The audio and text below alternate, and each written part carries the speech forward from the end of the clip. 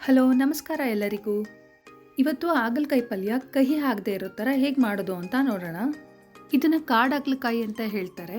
ದೊಡ್ಡದಕ್ಕಿಂತ ಇದರಲ್ಲಿ ಸ್ವಲ್ಪ ಕಹಿ ಅಂಶ ಕಡಿಮೆ ಇರುತ್ತೆ. ನಾನು ಅದನ್ನು ಇಷ್ಟು ಚಿಕ್ಕದಾಗಿ ಕಟ್ ಮಾಡ್ಕೊಂಡಿದ್ದೀನಿ. ನಿಮಗೆ ಯಾವ ಸೈಜಿಗೆ ಬೇಕೋ ಆ ಸೈಜ್ಗೆ ಕಟ್ ಮಾಡ್ಕೊಳ್ಳಿ.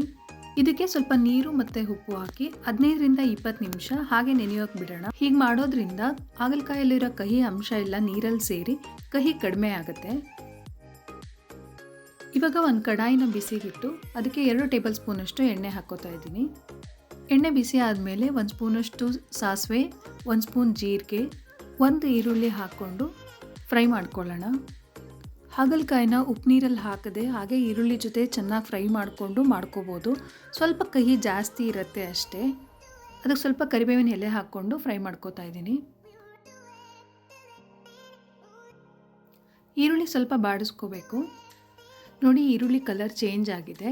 ಇವಾಗ ಉಪ್ಪು ನೀರಲ್ಲಿ ಹಾಕಿಟ್ಟಂಥ ಹಾಗಲಕಾಯಿನ ನೀರು ತೆಗೆದುಬಿಟ್ಟು ಸೇರಿಸ್ಕೊಳ್ಳೋಣ.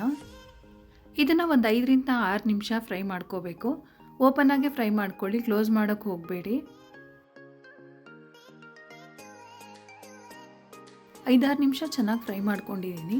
ಇವಾಗ ಇದಕ್ಕೆ ಒಂದು 1/4 ಕಪ್ಪಷ್ಟು ಹುಣಸೆ ರಸ ಸೇರಿಸ್ಕೊತಾ ಇದ್ದೀನಿ. ಅದ್ರ ಜೊತೆಗೆ 1 ಟೇಬಲ್ ಸ್ಪೂನಷ್ಟು ಬೆಲ್ಲ ಹಾಕ್ಕೊತಾ ಇದ್ದೀನಿ. ಇದು ಕೂಡ ಒಂದು 5ರಿಂದ 6 ನಿಮಿಷ ಫ್ರೈ ಮಾಡ್ಕೋಬೇಕು. ಹಾಗಲಕಾಯಿ ಮೆತ್ತಗಾಗಬೇಕು, ಅಲ್ಲಿವರೆಗೂ ಫ್ರೈ ಮಾಡ್ಕೊಳ್ಳಿ. ಇವಾಗ ಒಂದು 1/4 ಸ್ಪೂನಷ್ಟು ಅರಿಶಿನ, 1 ಸ್ಪೂನಷ್ಟು ಖಾರದ ಪುಡಿ, 1/2 ಸ್ಪೂನ್ ಧನಿಯಾ ಪುಡಿ, 1/2 ಸ್ಪೂನ್ ಗರಂ ಮಸಾಲ ಮತ್ತು 1/2 ಸ್ಪೂನ್ ಜೀರಾ ಪೌಡರ್ ಹಾಕಿ ಮಿಕ್ಸ್ ಮಾಡ್ಕೋತಾ ಇದ್ದೀನಿ.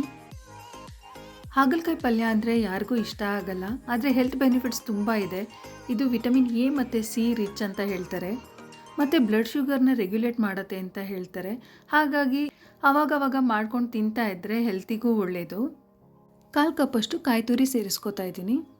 ಈ ಪಲ್ಯಕ್ಕೆ ಸ್ವಲ್ಪ ಉಪ್ಪು ಖಾರ ಹುಳಿ ಜಾಸ್ತಿ ಹಾಕಿ ಮಾಡಿದ್ರೆ ಕಹಿ ಅಂಶ ಕಡಿಮೆ ಆಗುತ್ತೆ. ಆವಾಗ ಆರಾಮಾಗಿ ತಿನ್ಬೋದು ಮತ್ತು ಡೈಜೆಷನ್ ಇಂಪ್ರೂವ್ ಮಾಡುತ್ತೆ. ಕಾನ್ಸ್ಟಿಪೇಷನ್ ಪ್ರಾಬ್ಲಮ್ ಇರೋರಿಗೂ ಇದು ಒಳ್ಳೆಯದಂತ ಹೇಳ್ತಾರೆ. ನೀವು ಟ್ರೈ ಮಾಡಿ. ನಾನಿವಾಗ ತೋರಿಸಿದ್ದು ಡ್ರೈ ಪಲ್ಯ. ಇನ್ನು ಸ್ವಲ್ಪ ನೀರು ಹಾಕ್ಕೊಂಡು ಗೊಜ್ಜು ಥರನೂ ಮಾಡ್ಕೋಬೋದು. ಇದು ರೊಟ್ಟಿ ಮತ್ತು ಚಪಾತಿ ಜೊತೆ ತಿನ್ನೋದಕ್ಕೆ ತುಂಬ ಚೆನ್ನಾಗಿರುತ್ತೆ. ಹೆಲ್ದಿಯಾಗಿ ತಿನ್ನಿ, ಹೆಲ್ದಿಯಾಗಿರಿ ಅಂತ ಹೇಳ್ತಾ ಥ್ಯಾಂಕ್ ಯು ಫಾರ್ ವಾಚಿಂಗ್.